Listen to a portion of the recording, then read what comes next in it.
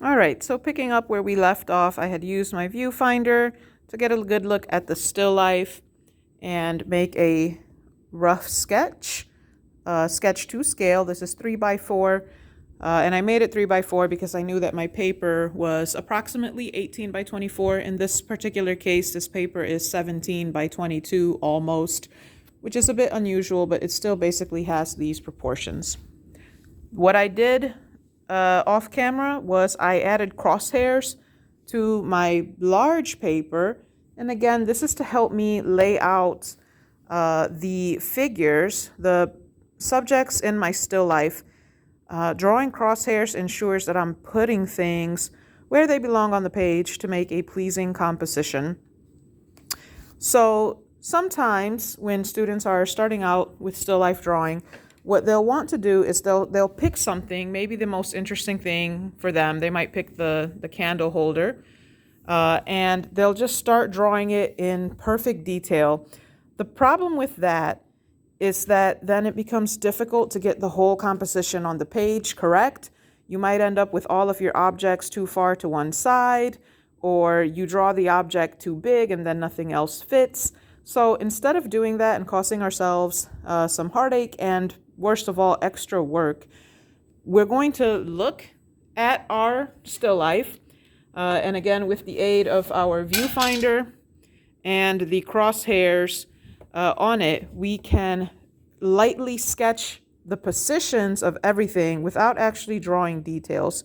So hopefully right now you can see already I have a vertical line and a horizontal line, and this vertical line and these horizontal lines represent the central axis, the top and the bottom of the blue vase. So I didn't draw the whole thing, I just drew some lines that represent its position. Likewise, the candle holder, if I hold my viewfinder out at it, and side note, I was sitting down when I did the thumbnail sketch, but I decided to stand up because I really don't like sitting while drawing. But anyway, I found a visual kind of key. The corner of that desk, you see the corner where I'm sliding the midline around?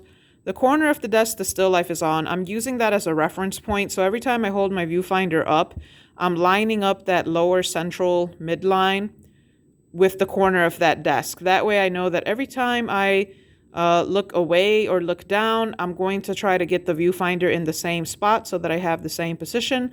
Likewise, since I have started drawing while standing up, I have to remain standing for the remainder of this drawing. So anyway, if we look through the viewfinder, we see that the candle holder, the bottom of the base of the candle holder, that's the woman-shaped statuette, it's about halfway down from the midline. So when I look through the viewfinder, I can tell that I'm not going to draw the base of her all the way down here, because the midline on the viewfinder is here and her base was about halfway down that. In other words, about a quarter of the way down. So this horizontal line right here, this represents the bottom of that candle holder. I saw that she's pretty far over to the side. Maybe she takes up about yay amount of space. So I can draw something, a line representing roughly her midline.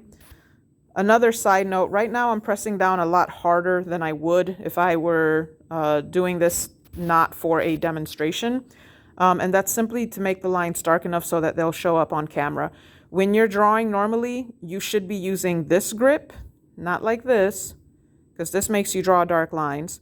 But hold your pencil up here to have a looser grip, and then we can draw this line that represents the top of that candle holder. So you see, I haven't invested a ton of time in drawing a super detailed or even slightly detailed sketch of that candle holder. I've just drawn the top, the bottom, and the approximate midline. We can do the same thing with the other objects. So again, that blue vase is approximately right here. When I look, I see that indeed, and we can do some, start using our first sighting technique. vertical and horizontal alignment checks. So if I hold my pencil out, this is going to be kind of hard because I'm holding the camera. But anyway, if I hold my pencil out as a horizontal line, I see that the bottom of that blue vase is lower than the base of the candle holder, certainly lower than the base of the candle holder that I can even see because that book is in front of her. We can do another alignment check. If I raise my pencil, I see that the top of that blue bottle is underneath where the statuette's hand is. All right, let me try to zoom in. Hopefully the quality doesn't degrade too much. But yeah, so what I did earlier was I put the pencil out as a horizontal line. And I'm seeing how that pencil lines up. So you see how the top of my pencil is where the blue bottle is? It's kind of shaky because my hands are shaky. But when you do this yourself, you'll have less shaking. And so you'll be able to see that the top of that blue bottle kind of is lower down than the statuette's hand. And it's also kind of lining up with the pharaoh's nose. So when I go back to my drawing, I can continue placing things. I know that the pharaoh's head, if the top of the bottle kind of lined up with his nose is going to be somewhere over here. So the top of his headdress is going to be about right there, and so forth. So I have laid out some other objects, and as the spirit moved me, I kind of also started sketching the actual forms a little more, so that everything is placed on the page. Here's that book.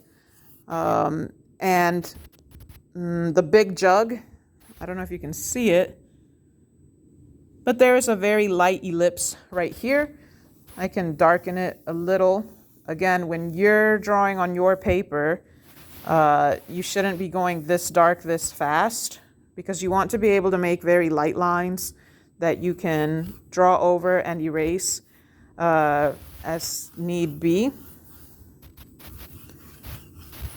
Again, notice I'm drawing as if everything is transparent because at this stage, this is just a sketch. It doesn't matter, and it most certainly doesn't have to be perfect, but I'm keeping general concepts of drawing forms in mind. So I'm drawing full ellipses for that cylindrical object. And I can see that things are falling out of alignment already, but that's okay. You know why? Because you can't fix something that doesn't exist.